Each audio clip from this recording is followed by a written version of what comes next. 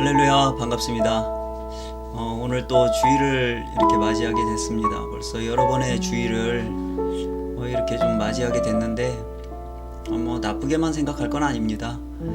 우리 스스로 우리의 믿음을 시험해보고 진단해 볼 수 있는 그런 기회를 얻었다, 이렇게 생각하면 될 것 같아요. 우리 보통 이렇게 시험이라 그러면 약간 좀 알레르기 반응을 일으키는 경우들이 많죠. 저도 이제 시험에 대한 좀 트라우마가 있어서 예전에는 시험 본다고 그러면 막 신진대사가 불안해져서 화장실로 달려가고 그런 일들이 좀 없지 않아 꽤 있었습니다. 그런데 그 시험이라는 것이 성경에서 말하는 하나님이 얘기하는 시험과 마귀의 유혹은 다르거든요. 그런데 그 시험을 이렇게 지켜보시는 이의 그 마음을 알면 조금 더 담담할 수 있을 것 같아요. 우리의 믿음을 시험하시는 것은 우리의 그릇을 테스트하시는 거죠. 하나님은 우리에게 복 주시길 원하세요. 그래서 신명기에도 계속 얘기하는 게 결국엔 우리를 낮추고 낮추사 복을 주려. 왜 겸손하게, 왜 낮추셔, 왜 고난 가운데서 스스로를 깨닫게 하셔. 그 모든 일들의 목적이 어디에 있다? 복을 주기 위함이다.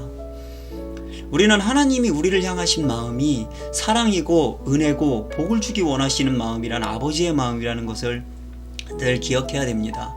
그래서 그 사실을 놓치게 되면 곤고해지죠. 괴로워져요. 그리고 마음이 바짝바짝 마릅니다. 영혼이 이렇게 바짝바짝 마르죠. 그래서 우리가 기억해야 될 것은 하나님이 우리를 시험하시는 것은 우리의 그릇을 테스트하시는 거예요. 1학년에서 2학년을 넘어가기 위해서 시험을 보는 것은, 중학교에서 고등학교로, 고등학교에서 대학교로 넘어가야 되는 것은 더 깊은 지혜와 지식을, 더욱 깊은 공부를 하기 위해서 그 테스트를 거치는 거잖아요. 마찬가지입니다. 하나님이 때에 따라 주시고자 하는 그 복과 그 기업들, 그걸 우리가 누릴 수 있는 그 그릇이 준비되었는가, 하나님이 우리의 믿음을 테스트해 보시죠. 광야에서 이스라엘을 테스트하신 것처럼, 또 가나안을 주신 다음에, 그 땅을 주신 다음에 거기서 과연 계명을 지키는가, 이렇게 지켜보셨던 것처럼. 그래서 하나님의 시험은 꼭 고난과 고통으로만 오지 않습니다. 하나님이 이렇게 믿음을 테스트해 보실 때는, 어떨 때는 고난이나 고통으로, 어려움으로 오기도 하지만 어떤 때는 무언가 나한테 손에 확 쥐어집니다. 어떤 권력이 쥐어지기도 하고, 무언가 물질이 쥐어지기도 하고. 근데 그때 이제 그 물질을 어떻게 사용하는가, 그 힘을 어떻게 사용하는가에 따라서 내 믿음이 하나님 앞에 이렇게 보여지는 거죠. 그리고 하나님이 보실 때 얼마나 더 하나님의 일을, 당신의 일을 맡길 수 있는 그런 사람이 되는가 하고 이렇게 테스트해 보시는 것 같아요. 그래서 우리는 지금 이때에 감사함으로 받아서 이제 그동안 생각해 보지 못했던 일들을 조금 더 구체적으로 정리해 보고 생각해 보면 좋을 것 같습니다. 우리 지금 교회에 대한 이야기를 계속 하고 있는데, 오늘 살펴볼 건 이제 교회의 구성과 직분에 대한 이야기를 조금 하려고 해요. 그래서 우리 교회의 구성을 먼저 보면 고린도전서 1장 2절에 이렇게 얘기합니다. 교회는 성도들의 모임입니다. 고린도에 있는 하나님의 교회, 고린도에 있는 하나님의 교회, 곧 그리스도 예수 안에서 거룩하여지고 성도라 부르심을 입은 자들, 그리고 또 각처에서 우리의 주 곧 저희와 우리의 주 대신 예수 그리스도의 이름을 부르는 모든 자들에게, 이렇게 얘기하죠. 결국에는 하나님의 교회라는 것이 어떤 것이냐면은 성도라 부르심을 입은 자들과 예수 그리스도의 이름을 부르는 모든 자들이 하나님의 교회라는 뜻이에요. 그래서 교회의 구성은 성도들입니다. 교회에는 여러 가지 직분도 있고 모양도 있고 그러지만, 그 교회는 전체 제일 먼저 구성되는 건 우리 모두는 성도예요. 자, 어떤 직분이 앞서는 게 아니라 우리는 모두가 성도라는 그 직분을 먼저 가지고 있습니다. 그래서 교회의 모든 직분은 역할이지 권위가 아닙니다. 그래서 여기 우리 고린도전서 12장에 뭐라고 그러냐면, 이제 지체는 많으나 몸은 하나다. 눈이 손더러 내가 너를 쓸데없다 하거나, 또한 머리가 발더러 내가 너를 쓸데없다 하거나 하지 못하리라. 머리는 한 분, 오직 우리 주님 한 분, 예수 그리스도 한 분의 하나의 지체로서 그냥 다 동등하다는 거예요. 그냥 다 성도입니다. 다 성도예요. 그런데 직분을 가지는 이유는 그 각각의 역할을 가진다는 거죠. 그게 우열을 가지거나 어떤 상하, 지위, 고하를 가진다라는 뜻이 아니에요. 그래서 교회의 직분은 역할이지 권위가 아닙니다. 우리 그 에베소서에 보면은 그가 혹은 사도로, 혹은 선지자로, 혹은 복음 전하는 자로, 혹은 목사와 교사로 주셨으니 이는, 자, 이 왜 이런 직분들을 나눠 주셨는가? 왜 이런 직분들이 교회 안에 이렇게 발생을 했는가? 그 이유가 여기 나옵니다. 성도를 온전케 하며 봉사의 일을 하게 하며 그리스도의 몸을 세우려 하심이라. 그러니까 교회를 온전하게 세워가고 성도들을 살피고 또 그들을 섬기는 일들을 하기 위해서 직분을 주셨다는 거지, 이거는 어떤 지위 고하가 아니라는 뜻이에요. 그러니까 손이 발더러 쓸데없다 할 수 없다 그러잖아요. 입이 뭐 몸더러 쓸모없다 이렇게 얘기할 수 없다는 겁니다. 각각의 역할이 있는 것이지 어떤 지위 고하가 있지 않다, 이거를 이렇게 얘기를 해주고 있는 거예요. 그러면, 자, 그렇다면 교회의 직분은 뭔가? 그 직분은 왜 있는 건가? 교회 직분이라는 것은요, 필요에 따라 세워진 겁니다. 이걸 잘 알아야 돼요. 교회의 직분이라는 것은 뭐 하나님이 만들어 놓은 조직도 이거 아니에요. 그게 아니고 어떤 필요에 따라서 세워진 겁니다. 그래서 우리 마가복음 3장에도 그러죠. 이에 12를 세우셨으니, 그 사도 12를 부르셨어요. 그 외에도 그를 따르는 많은 제자들이 있었습니다. 나중에 2명씩 짝지어가지고 전도하러 보내기도 하고 그렇게 많이 있었는데, 그 중에도 또 12를 세우셔서 자기하고 함께 있게 하시고 전도도 하고 귀신도 내어 쫓는 권세도 있게 하려 하시라. 예수께서 다니실 때 얼마나 많은 사람들이 그를 따라다녔어요. 그때 많은 군중들이 그를 늘 따라다녔잖아요. 가면은 쫓아오고 가면 쫓아오고. 그렇게 많은 무리들 중에서 그 사람들을 돌보고 이렇게 섬기기 위해서, 병든 자 치료받으러 오는 사람들 치료받게 하고 하기 위해서 12를 세우셨다고 그러죠. 그리고 또 사도행전에 보면은 이제 7 집사 세우는 얘기가 나옵니다. 형제들아, 너희 가운데서 성령과 지혜가 충만하여 칭찬을 듣는 사람 7을 택하라. 우리가 이 일을 저희에게 맡기고, 이러죠. 이게 뭐냐면, 이 당시에 이제 막 자기 재산을 다 팔아서 교회에 가지고 왔잖아요. 가난한 사람들한테 나눠주죠. 근데 그거 분배하느라고 그 사도들이나 이 사람들이 말씀을 전하고 기도하는 일에 시간을 쓸 수가 없었던 거예요. 그러니까 이 일을 맡아서 해줄 수 있는 집사를 세웠습니다. 이게 최초의 집사예요. 최초의 그 교회의 집사가 쓴 겁니다. 그걸 무슨 이유로 세웠습니까? 필요에 따라서 세워진 거예요. 교회의 필요에 따라서. 절대적인 직분이 아니라는 뜻입니다. 직분은 어떤 절대적인 권위가 아니에요. 교회의 필요에 따라서 만들어진 어떤 역할입니다. 위치고 역할이에요. 그런데 이걸 무슨 절대적인 권위를 가진 것처럼 이렇게 얘기하는 건, 이거는 잘못된 거죠. 그래서 우리가 분명히 기억해야 되는 건, 교회에 있는 모든 직분, 그래서 우리 교구장, 구역장, 지구장 이런 것들 엄청 많지 않습니까? 지금은 이제 목양사 이렇게 많잖아요. 그런데 이 모든 것들이 어떤 절대적인 권위, 하늘의 권위, 성경에 나온 권위, 이런 것들이 아니라 교회의 필요에 따라서 세워지는 거야. 물론 거기에다가 그 일을 하기 위해서 세워진 자에게 권위를 두고, 그 사람에게 이렇게 권위를 두고 존중을 해야죠. 당연히 해야죠. 그런데 이것이 무슨 하늘로부터 내려온 절대적인 법이 아니라는 뜻입니다. 분명히 그 일을 맡아서 하는 교회가 부여한 어떤 권위는 가지고 있어도 그것이 지위 고하가 아니라는 뜻이에요. 필요에 따라서 만들어진 직분이면 필요에 따라서 없어질 수도 있는 거예요. 만약에 시기적으로 우리가 전체적으로 큰 공동체 예배를 할 수 없는 때가 되면 도대체 이게 무슨 의미가 있냔 말이에요. 아무 의미도 없는 직분을 위한 직분을 만들어서 교회를 힘들게 만들 수는 없는 겁니다. 그래서 우리가 잘 알아야 되는 게, 교회의 직분은 교회의 필요에 따른 겁니다. 그리고 두 번째, 이 모든 직분에 앞서서 모든 믿는 자는 성도의 직분을 가집니다. 여러분, 목사에 관한 직분, 목사라는 직분, 그 어떤 직분보다도 가장 앞서는 직분이 있어요. 여러분 모두가 갖고 계신 직분입니다. 그리스도인이라는 직분이에요. 이 직분을 그 어떤 것도 앞서지 못합니다. 오직 너희는, 그래서 여기 오늘 보세요. 본문에 말씀해 보세요. 오직 너희는 택하신 족속이요 왕같은 제사장이요. 이거 누구 특정해서 얘기하는 게 아니죠. 모든 성도를 향해서 얘기하는 겁니다. 너희는 거룩한 나라요 그의 소유된 백성이니, 왜 그렇게 만들었느냐, 제사장같이 택하신 족속으로 소유된 백성으로 했느냐. 그 다음에 나오죠. 여기 이는 너희를 어두운 데서 불러내어 그의 기이한 빛에 들어가게 하신 자의 아름다운 덕을 선전하게 하려 하심이라. 우리는 모두가, 모든 성도가, 모든 믿는 자가 가진 직분입니다. 이거는 어떤 특정 대리자가 있는 게 아니에요. 모든 성도가 이와 같은 직분을 가지고 있어요. 어떤 것에도 이 직분이 이거보다 더 앞서는 직분은 없습니다. 제가 전도사죠. 이것이 성도라는 직분을 앞서지 않아요. 저는 교회의 필요에 따라서 전도사의 일을 하고 있는 겁니다.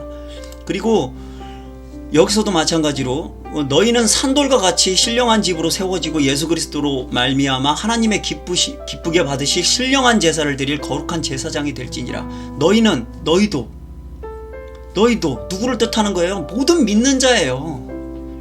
목사만, 전도사만, 장로만, 안수집사만 아니요. 모든 믿는 자는 신령한 제사를 드릴 거룩한 제사장이 될지니라 이렇게 얘기를 합니다. 그래서 이걸 기억을 하셔야 돼요. 가장 큰 직분은 나는 그리스도인입니다 하는 직분입니다. 나는 그리스도인이에요.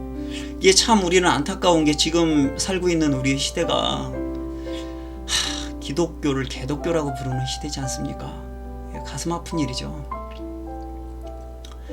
그런데 그 일본인들이 자기들은 그 입으로 구두로 한 약속을 지킨다라는 의미에서 우리는 약속을 잘 지킨다 하는 그 의미에서 나는 일본인입니다 라는 그 정체성과 자부심을 가지고 있어요. 우리는 나는 그리스도인입니다, 나는 예수 믿는 사람입니다 하면은 사람들이 예수 믿는 사람들이 나쁜 사람 더 많아 하고 삿대질을 하잖아요 요즘에. 정말 슬픈 일이에요. 그래서 누가 무슨 얘기를 했을 때 나 예수 믿는 사람입니다 하는 것이 우리의 명함이 될 수 있는 좀 그런 때를 만들었으면 좋겠다 이런 생각이 좀 많이 들어요. 그러면 이제 교회의 직분을 얘기할 때 그러면 목회자의 역할이라는 것이 뭔가 하는 게 문제가 생기죠. 그래서 저는 목회자는 전문직이에요. 전임사역자죠. 구약 성경에서도 보면 이스라엘 백성들이 다 목축업을 하고 자기 생업일 종사를 해야 되지만 레위인들, 그러니까 이게 사실은 처음 난 건 다 내놓으라는 거거든요. 처음 난 건 다 하나님의 것이다 이렇게 취했는데 사람을 다 주고 모든 그 동물의 새끼들을 다 주고 이렇게 해야 되는데 장자들을 다 데려오질 않고 어떻게 했냐면 레위인이 그걸 대신하게 했어요. 그래서 그들은 기업을 갖지 않게 하셔서 목축일이나 농사일이나 이런 것들을 안 하게 했습니다. 다만 뭘 했냐면 성막에 있는 일을 전임을 하되 그 성전에서 나는 것을 먹고 살게 하셨죠. 목회자라는 사람들은 전문사역자예요. 전문직입니다. 그래서 우리 그 사도행전 6장에도 보면은 집사들한테 그 일들을 다 맡겨놓고 사도들이 뭐라고 그러냐면 우리는 기도하는 것과 말씀 전하는 것에 전무하겠다 이렇게 얘기를 하죠. 이게 전문직이에요. 그렇다고 해서 꼭 목회자만 해야 된다라고 얘기를 하는 건 아닙니다. 그래서 목회자의 사역이라는 것이 설교, 기도, 성례, 신방 뭐 이런 것들이죠. 근데 이게 목회자만 꼭 하는 일은 아니에요. 그리고 사실상 우리 한국교회 지금 목회자들 훌륭한 목사님들 보면요, 사실 목회자가 가장 힘을 쏟고 에너지를 쏟아야 되는 건 설교입니다. 설교예요. 제가 어떤 교회 훌륭하게 목회하시는 목사님들이 보면은 그분들은요 일주일에 설교를 딱 한 번 하세요. 주일 설교를 딱 한 번 하시는데도 그 일주일에 그 일하는 시간 중에 20시간 정도를 그 주일 설교 한 번을 위해서 시간을 쓰신대요. 기도하고 성경 읽고 원고 쓰고 또 공부하고. 사실 그래서 목회자의 가장 큰 사역은요 설교와 기도인데 그 중에서도 말씀 전하는 것, 예배 인도하고 말씀 전하는 것이 에너지의 80%를 쏟는 일입니다. 거기에 에너지를 쏟을 수 있게 해줘야 돼요. 목회자는 뭐 하냐 이렇게 얘기할 게 아닙니다. 거기에다 에너지를 쏟을 수 있게 해줘야 되고 거기에 에너지를 충분히 쏟지 않는 거는 뭐 책망받아야죠. 책망받아야 되는데 이제 설교와 기도, 성례, 신방 이런 것들은 조금 해야 되는 일인 건 맞습니다. 그것도 충분히 해야 되는 일이지만 설교하고 기도하는 일, 성도들을 위해서 기도하는 일, 예배를 하나님 앞에 온전히 만들어가기 위해서 기도하고 고민하는 일, 또 성도들을 하나님의 말씀을 온전하게 전하기 위해서 거기에 에너지를 쏟는 것, 그게 목회자의 가장 큰 일입니다. 그런데 이게 목회자만 해야 되는 일은 아니에요. 그런데 중요한 것은 왜 전문 사역자가 필요한가? 전문직입니다. 이건 왜 그래야 되냐면, 전문 교육이 왜 필요하냐면 이걸 전문 교육을 받지 않고 이전에 있었던 많은 사례들과 성경 연구가 되지 않고 교육을 받지 않으면 사고가 일어나요. 우리도 있었잖아요. 초기에 이상한 사람 쫓아간 사람들 꽤 많죠. 폭주해가지고 이상한 소리 해대는데 그거 따라갑니다. 그리고 어디 엉뚱한 길로 따라가요. 그래서 신학 공부가 분명히 필요해요. 신학이 내 가슴을 뜨겁게 해주고 신학 공부가 나를 더 충만하게 만들어주진 사실 않는 것 같아요. 공부를 하면 냉정해지고 이성적으로 되기 때문에 냉철해지죠 좀. 대신 뭐냐면 안전선을 가지게 돼요. 노란 선을 가지게 됩니다. 중앙선에 노란 선이 그어져 있는 것과 중앙선이 없는 데는 사고 날 가능성이 차이가 더 많이 나겠죠. 똑같은 겁니다. 안전선을 그어주는 그런 역할이 신학 공부고 그 전문 교육이 반드시 필요합니다. 브레이크 밟는 법을 배워야 돼요. 그러지 않고 막 달려가면 문제가 생길 수 있습니다. 그래서 대부분 이렇게 폭주하는 사람들은 신학 공부를 전문적으로 아는 사람들이 많다 그래요. 제가 뭐 직접 다 찾아본 건 아니지만 그렇다고 합니다. 그래서 우리가 알아야 되는 게 목회자의 그 사역은 설교와 기도에 이렇게 전임할 수 있도록 거기에다 이렇게 시간을 투자할 수 있도록 해줘야 돼요. 그리고 예배 인도와 기도하는 일들 뭐 이런 일들에다 에너지를 쏟게 해주고 그 일들이 이제 온전하지 못할 때는 이제 그거는 성도들이 이건 더 이상 얘기하지 않겠습니다. 그 부분은 이제 나중에 얘기를 하겠죠. 그래서 우리가 지금 이제 교회를 다시 세워가는 일을 하고 있잖아요. 그리고 우리가 의식을 바꾸고자 이 일을 하고 있지 않습니까? 그래서 우리가 지금 우리에게 필요한 그 의식의 변화에 대한 이야기를 제가 좀 하겠습니다. 먼저 신앙과 삶에 대한 생각을 좀 바꿔야 됩니다. 평신도와 성직자를 구별하지 마세요. 평신도라는 말과 성직자라는 말이 언제 구별됐냐면 로마 카톨릭이 생기고 나서 만들어진 거예요. 이교 제사장과 그냥 구성원들로 나눠진 겁니다. 우리는 다 성도고 평신도와 성직자가 따로 있지 않아요. 그냥 역할이 있는 겁니다. 역할. 저 사람은 성직자니까 더 해야 되고 나는 평신도니까 조금 덜 해도 되고 그렇지 않아요. 그렇지 않습니다. 우리는 모두가 다 그리스도의 몸이고 그리스도의 사람들이에요. 그리스도인이에요. 그리스도인이라는 직분을 가진 자들입니다. 그래서 내 삶과 직분이 분리되면 안 돼요. 내가 살아가는 삶 자체가 그리스도인의 삶이 되는 거고 내 삶 자체가 예배하는 자의 삶이 돼야 됩니다. 그래서 이제 직업관에 관한 거는 제가 또 따로 한번 할 겁니다. 그래서 평신도와 성직자를 구분하지 마세요. 이걸 구분하는 데에서 벌써 신앙과 삶의 분리가 일어납니다. 성직자는 평소에도 계속 그렇게 살아야 되고 평신도는 주일만 와서 아닙니다. 모든 성도가 매 순간 그리스도의 사람으로 살아가야 돼요. 그리고 믿음의 대리만족을 버리세요.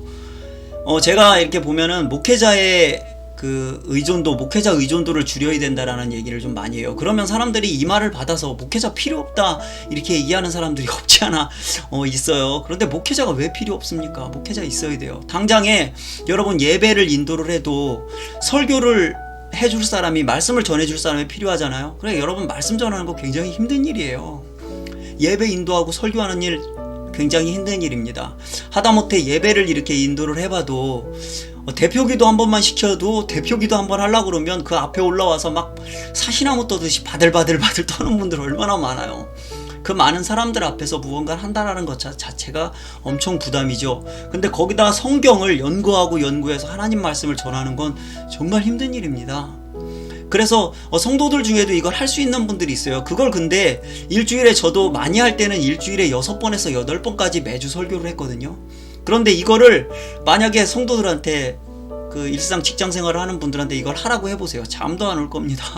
한두 번은 하겠죠. 몇 번은 하겠죠. 근데 정말 힘들어요. 힘든 일입니다. 그래서 그걸 전문적으로 해줘야 되는 사람이 필요한 거예요. 목회자가 필요합니다. 분명히 필요해요. 그 일을 해달라고 그들에게 교회에서 사례를 주는 거고 목회자들에게 그 일을 해달라고 그들이 이렇게 자기들의 식생활을 위해서 힘을 쓰지 아니하고 거기에 에너지를 쏟을 수 있게 거기에 힘을 다 쏟을 수 있게 여유를 주는 거죠. 그런데 중요한 거는 그 믿음의 모델이 내 믿음의 대리자가 될 수 없어요. 그 대리만족하면 안 됩니다. 우리 목사님 훌륭하니까 우리 목사님 너무 신령하니까 우리 전도사님 너무 잘하니까 저분하고 같이 예배를 드리면 이게 아닙니다. 우리 모든 믿음은 다 하나님 앞에서 각각 인정을 받아야 돼요. 훌륭한 목사님을 보면서 예전에 그런 거 많죠. 훌륭한 목사님을 보면서 그 사람 보면서 마치 그 믿음이 내 것인 양 착각하는 사람들이 있어요. 정말 그럴까요? 그렇게 가면 안 됩니다. 믿음에 대리만족하면 안 돼요. 그 사람이 말하고 있는 그 하나님이 내 하나님이 돼야 됩니다. 그 사람이 말하고 있는 체험한 그 말씀이 나의 체험이 돼야 돼요. 그 사람에게 응답하신 그 하나님이 그 기도의 응답이 내 기도에 응답이 돼야 됩니다. 대리만족하면 안 돼요. 남의 편지 전하면 안 됩니다. 그 믿음이 나의 믿음이 돼야 돼요. 성경에 기록된 그 믿음이. 우리의 모든 믿음은 하나님 앞에서 각각 인정을 받아야 됩니다. 그래서 교회에서의 이 직분과 역할에 대한, 구성과 역할에 대한 이 의식이 우리가 변해야 돼요. 정리하겠습니다. 평신도와 성직자의 구별을 하지 마세요. 우리는 모두가 성도입니다. 그는 전문적으로 그 일을 해야 되는 역할을 맡은 거예요. 역할을 맡고 있는 겁니다. 그 역할을 맡았을 뿐이지 그와 내가 다르지 않아요. 똑같은 죄인이고 똑같은 그리스도의 몸일 뿐이에요. 바울이 비유한 우리는 그리스도의 몸이요 한 비유, 그 이상의 비유가 없는 것 같습니다. 교회는 그리스도의 몸입니다. 손이고 발이고 팔꿈치고 입이고 눈이고 코고, 그냥 많이 안 쓰는 것 같지만 이 팔뚝 필요합니다. 새끼발가락, 새끼손가락 많이 안 쓰는 것 같지만 없어서는 안 될 부위입니다. 그냥 다 동일한 하나의 지체예요. 그리고 그 사람, 그 앞에 서 있는 그 사람의 믿음이 곧 내 믿음이 되고 내 체험이 되어야 됩니다. 그 사람이 잘한다고, 그 사람이 훌륭해 보인다고 그 믿음이 내 것이 되지 않으면 아무 의미가 없어요. 대리만족하면 안 됩니다. 그래서 우리 교회와 구성과 역할에 대한 이 생각을 하면서 우리가 교회를 회복하고 온전한 교회를 세워가는 일에 있어서 우리 정체성을 어떤 걸 가장 채워가야 될까 싶었던 게 바로 이거예요. 우리 이 자부심을 당당하게 말할 수 있는 그 때가 올 수 있었으면 합니다. 나는 그리스도인입니다. 요즘에 교회 다닌다고 말하기 부끄러운 시대 아닙니까? 나 예수 믿는다고 말하기 창피한 시대잖아요. 개독이란 소리 듣고 얼마나 슬픕니까? 그리스도, 그 기독이라는 말이 그리스도라는 한자음인데 우리 주님의 직분인 그 그리스도, 거기에다가 개자를 붙여갖고 부르는 이런 슬픈 일이 더 이상 없었으면 좋겠어요. 우리 이거를 우리의 자부심이요, 자랑이요, 담대히 말할 수 있는 그 우리의 정체성이 됐으면 좋겠습니다. 나는 교회입니다. 나는 그리스도인입니다. 우리 다시 모여서 예배할 때는 정말 나는 그리스도인입니다 하는 이 자부심과 정체성을 가진 우리 성도님들 되시기를 바랍니다. 그래서 오늘 또 이렇게 좀 내용이 길어졌는데, 우리 마음에 기도하실 때 이제는 더 이상 이제 그 성도라는 그 개념이 가장 크다라는 거, 그리스도인이 직분이 가장 크다라는 이 사실을 기억하셔서 나는 그리스도의 사람입니다, 나는 하나님의 사람입니다는 이 정체성을 회복할 수 있도록, 이것이 우리의 자랑이 될 수 있도록, 이것이 우리의 자부심이 될 수 있도록 기도하시는 우리 성도님들 되시길 바랍니다.